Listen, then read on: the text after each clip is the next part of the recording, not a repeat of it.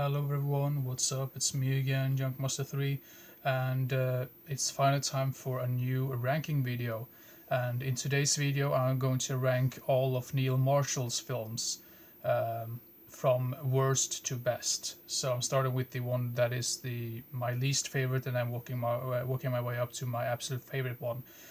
Neil Marshall has only directed 7 films, but I'm pretty sure he's not planning to retire anytime soon. So I'm just assuming that this particular video is going to be outdated in a couple of years. So, but anyway, this is how it is right now. He has directed 7 films. So let's start with the weakest one, in my personal opinion. And at number 7 we have Hellboy.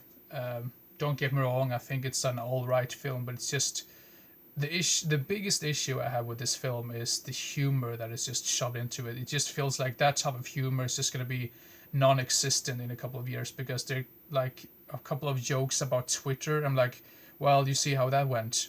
Twitter is no, it doesn't even, it's even not even called Twitter anymore. It's just called X. So some of these jokes feels very outdated and really forced. It kind of felt like a very childish type of humor as well because if you have jokes in like a film like this, you want to have more sort of like a body cop type of humor, if that makes any sense. But it just felt like the jokes were written for like 12-year-olds, while this film I believe is rated R, which does not make sense. Also, I think it's way too long, and some of the effects. I mean, the practical stuff in here is pretty darn good, but some of the CG seems a little bit questionable. And I didn't care too much for the guy who portrays Hellboy in this as the older ones by Guillermo del Toro. I think that has a much more interesting and artistic take on the character. I'm not saying he's a bad actor or anything, but it just feels like he didn't really fit that role. This particular actor, I don't remember his name at the moment, but David Harbour. Sorry, it's just on the front cover. So I think that's really the biggest issues I have with this film. And Mila Jovovich feels very, I wouldn't say miscast because she's sort of like good in some of these films in general, but it felt very strange to see her like in a as a villain. But overall, I would, like I said before, the comedy bits and some of the CG, and like also it's way too long. It's like 2 hours. You could have shortened it down to like 1 hour 30 minutes. I know like Guillermo del Toro's films are pretty long, but at least he had more interesting content in his films than in this particular one, in my personal opinion. But enough about that. Hellboy is the weakest one that I've seen, directed by Neil Marshall, at least according to me. So yeah, Hellboy. I'm probably going to get a whole lot of hate because I know some of these films, like some of his later films, don't really have that good reputation. So, and I actually turned out to like some of these. So at number 6 we have Doomsday. Now, there's not really any big particular reason as to why this is like at number 6, because I can honestly say that I like all of Neil Marshall's films in one way or another. So I mean, if I made this video in like from 2 years from now on, I'm probably gonna rank this higher or something. I'm not really sure, but I've not seen this film in quite a while as well. But I do remember I like the Mad Max style to it, and the whole thing that I think they like went back in time or something like that to some sort of like gladiator arena as well. It was a very strange mix between like genres in a way, or like tones, and I really liked that. So it kind of felt like Neil Marshall watched like Mad Max and he wanted to make his own version of that. It sort of has that special type of tone to it, like yeah. So I mean, I did like this film. Maybe not as much as I remembered, but then again, like I said, probably if I would have rewatched this, I probably this is at number 2 or number 3. I'm not really sure, but anyway, Doomsday at number 6. Yeah. And at number 5, I can already see people saying, "Oh, you actually like that." But this reminded me of another film, which is gonna be higher up in the list. But the film is his latest one. The Lair is coming in at number 5. Now this reminded me of another film of his, which is like I said, it's gonna be later on in the film.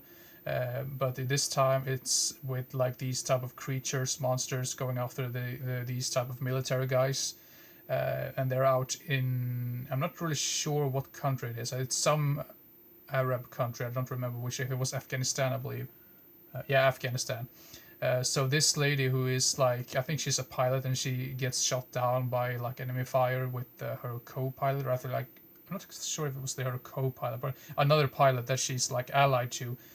So they shot down basically, and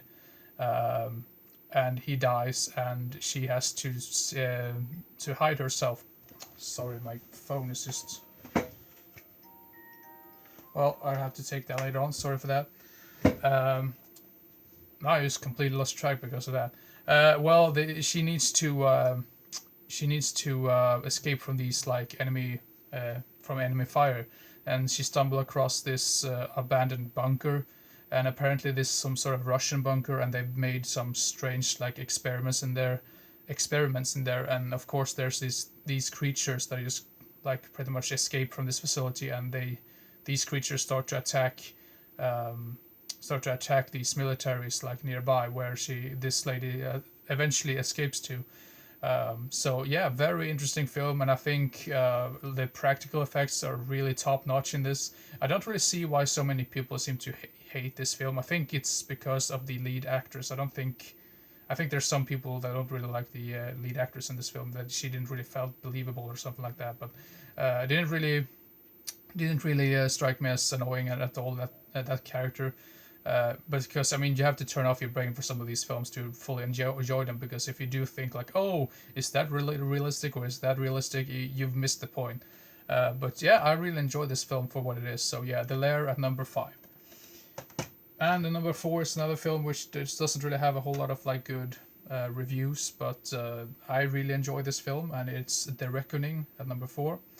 I really like this whole like this storyline of like some of these films. That this reminded me a whole lot of like Witchfinder General with Vincent Price, and it kind of reminded me a little bit of Blood on Satan's Claw a little bit.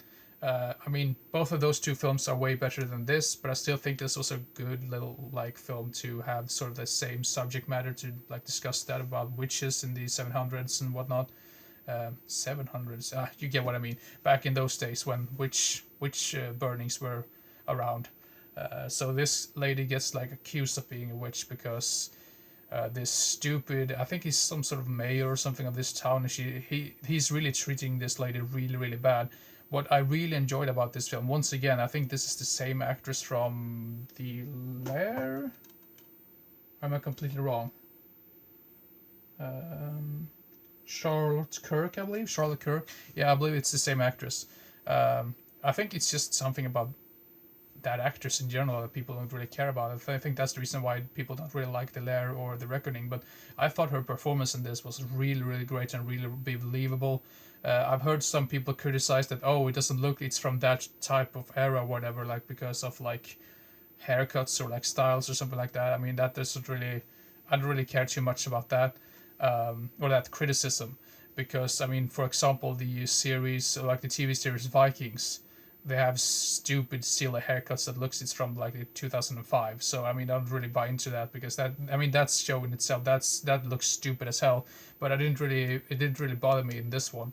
But yeah, Sean Pertwee is also in this one. He plays a he very much plays like the same type of character that Vincent Price played in the original Witchfinder General in a way. Yeah, really entertaining film in general. Really like great like music in this one as well. Like the score is amazing in my personal opinion, and great cinematography as well. That really made me enjoy this film even more. So yeah, The Reckoning at number 4. And we continue with the sword and sorcery type thing. I mean, not sorcery, but you get what I mean.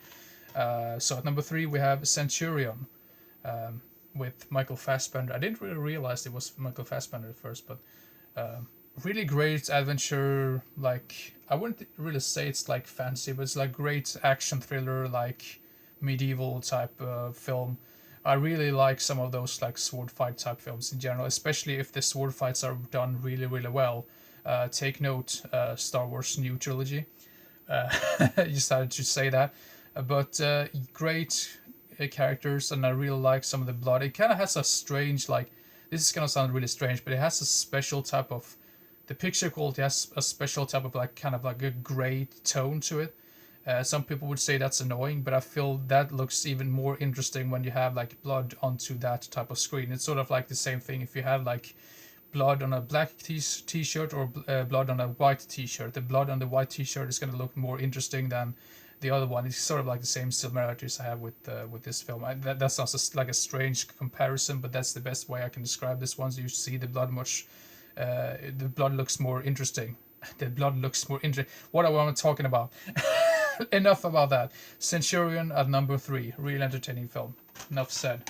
I'm starting to talk about blood looks interesting. What type of discussion is that?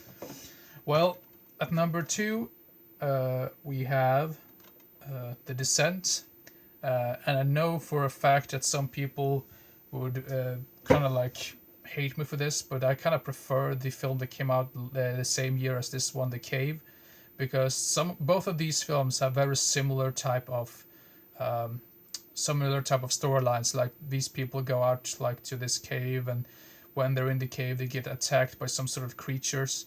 The difference is that the creature, this is not really a big spoiler because this is a very well-known film at this point, but the creatures in this one kind of looks like Gollum in a way. That sounds strange as well, but it sort of like looks like Gollum. But the creatures in the cave kind of looks like Alien or like Predator or something like that. So maybe that's the reason why I prefer to have that instead of these creatures in this one.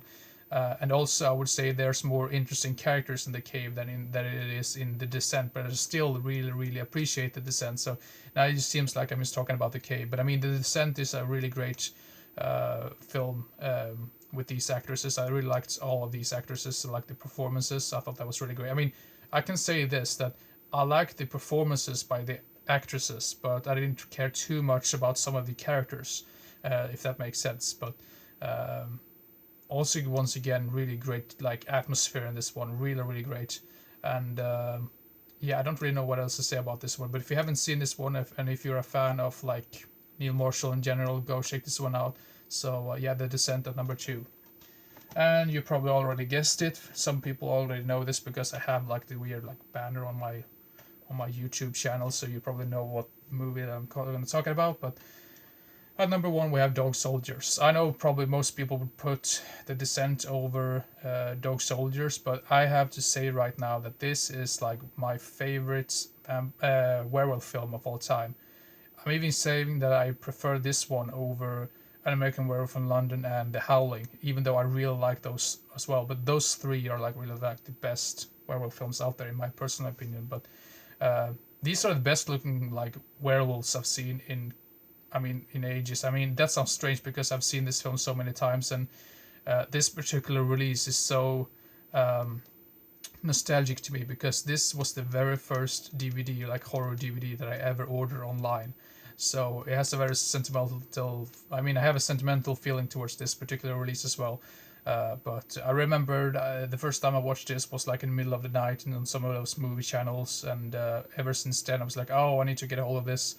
So I ordered it on DVD, and I've watched it so many times, and it's so likable.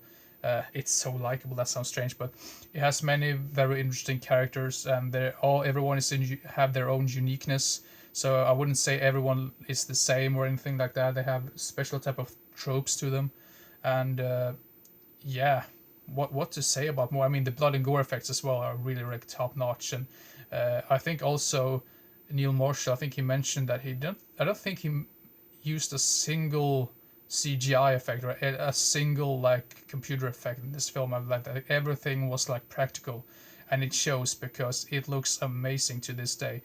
Some people would argue that the picture quality on the DVD ain't too good, and I've heard also that people say that the picture quality on the Blu-rays ain't that good either. But I feel like this type of film should not have like really crisp picture quality. I think some of the graininess really adds to the atmosphere and the experience when you watch the film. So anyway, that's my number 1 Neil Marshall film. I highly doubt he's gonna make an even better film than this, but yeah, this is just my personal opinion. So yeah, Dog Soldiers at number 1. And also, like I said, this is just my personal opinion. So I mean, you guys probably have a completely different opinion than me. This is just how it is, as it is right now. So if I would have made this like video in like 1 year or so from now on, I'd probably have a completely different type of list. So yeah, there you go.